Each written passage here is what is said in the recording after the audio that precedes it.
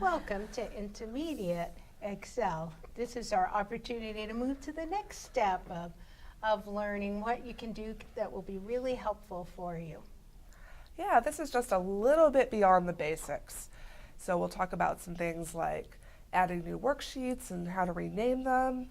We'll talk about sorting and filtering your data, which can be a great way to be able to look at things different ways. And we'll talk a little bit about protecting yourselves so that you can't mess it up once you have achieved your perfection. All right, sounds good to me. Let's go. Hello, this is Marnina Evans with the Capacity Building Center for Tribes, and welcome to our Excel Intermediate Skills Refresher. So we're going to be talking about a few Excel skills that are just a tiny bit more advanced than what we covered in the basics video. And these are some skills that are going to be really useful as we can continue on with building your intake spreadsheets and doing drop-down boxes and formulas. So this is just an overview for now, but as you move along in the series, I would also encourage you to come back at any time and review this video or review the reference guide that goes along with it anytime that you want a little mini refresher on this. Okay, so let's start off with how to add a column. Now you might think, why would I need to add a column? We have kind of an infinite supply of them here, stretching on for hundreds, maybe thousands of columns.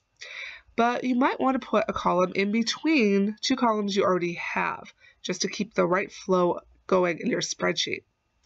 So let's see, we have some information on our child here. And we have child name, we have their age and their gender.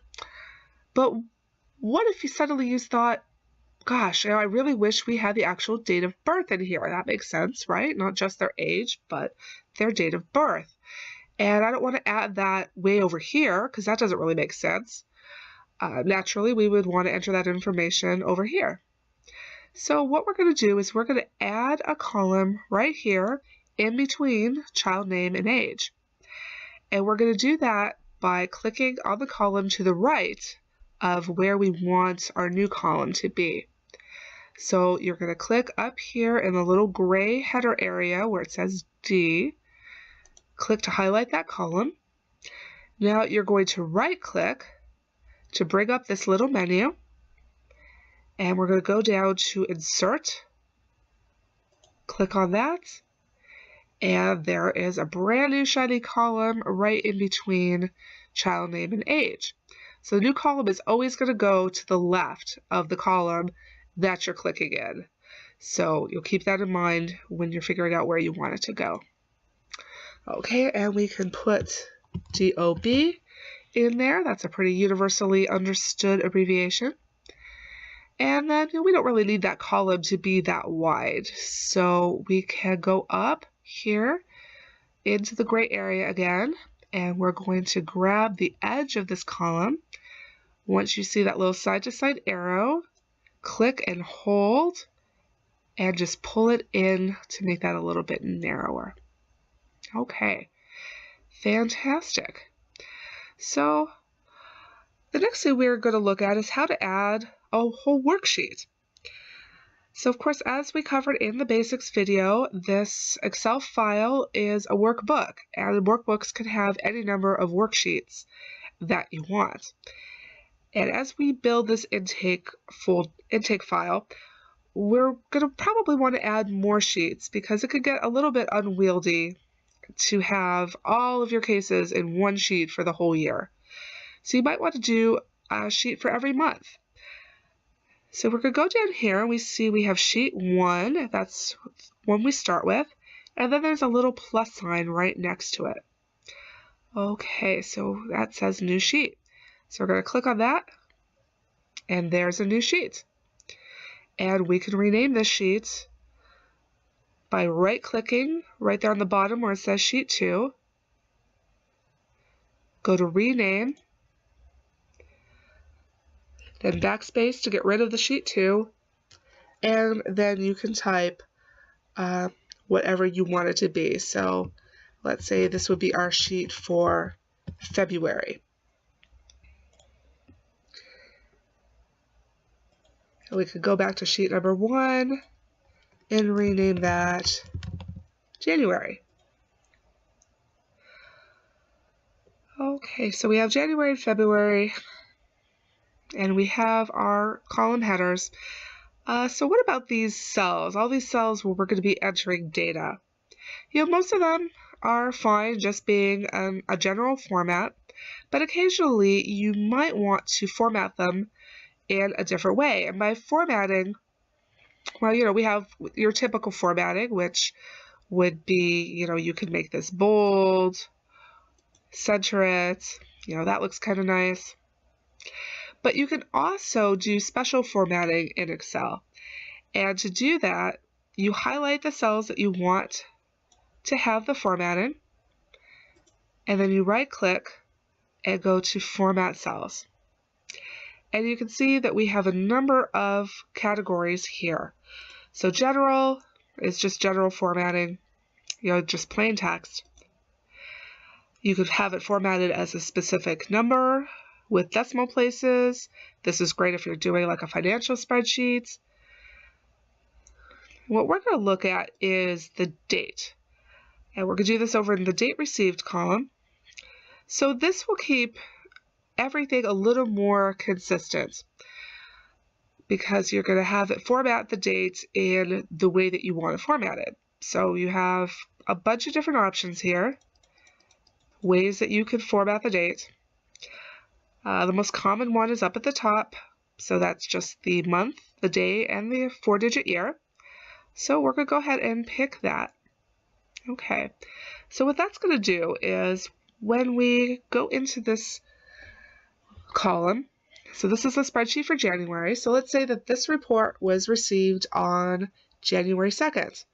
So we can type this any way that we want. We can just say Jan 2 tab, and it automatically formats it for us as a nice 1/2/2018.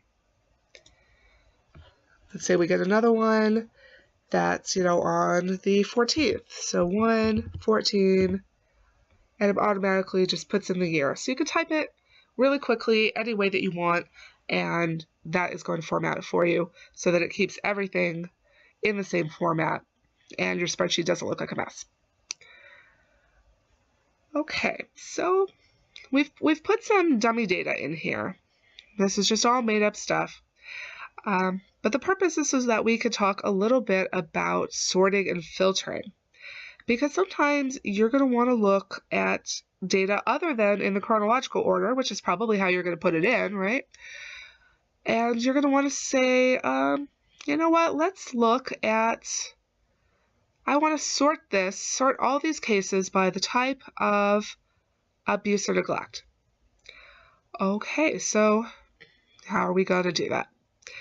So we're going to go over, we're going to click anywhere in here, and then we're going to go over to sort and filter up here. Now this may be, again, somewhere else if you're using a different version of Excel. So you may need to hunt around a little bit, but it won't be hard to find. And you're going to look for icons that look like this. So sort A to Z, or lowest to highest, or sort Z to A. That works with both letters and numbers. So let's say sort A to Z. So that is sorting all of the neglect and abuse types by alphabetical order. So we have all our neglect cases together, all of our physical abuse cases together, and our sexual abuse cases all grouped together. And that kind of gives you a quick picture of how many you have of each type. Okay, so let's say you just want to look at the neglect cases. For that, we would use a filter. So you could click Sort a Filter, go to Filter, and you'll see as we turn that on and off, these little drop-down boxes appear in the column headers. So once we activate the filter, then we can filter at any time just by clicking in this little drop-down box in the column header that we want to filter by. So you'll see here, here's another way you can sort. And then you can go and select whichever one of these you want to see. So we said we want to do neglect. So we'll unselect all to get rid of the checkboxes. And then we're going to check just the one that we want. So there's neglect. We say OK. And you'll see that it removed everything that was not a neglect case. Now don't worry, all that data is still here. It's here. It just hid them here in these little rows right here. So when we're done looking at this, we could go back up into the little filtering drop-down box, select all again, and there are all of our cases, safe and sound.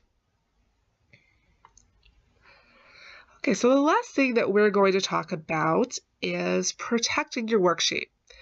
So this is really important when we get into formulas, because formulas and also the drop-down menu values, it can be really easy to mess those up without meaning to, without even knowing how you did it. You can break a formula. I do it pretty much every day. And the last thing you want is, your worker coming to you suddenly panicked because they broke the formula in your reporting spreadsheet and nobody knows what to do.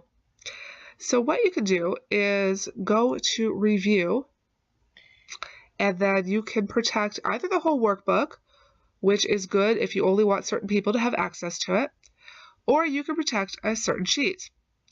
So the sheet with your formulas in it, or the sheet with your drop-down menu values in it.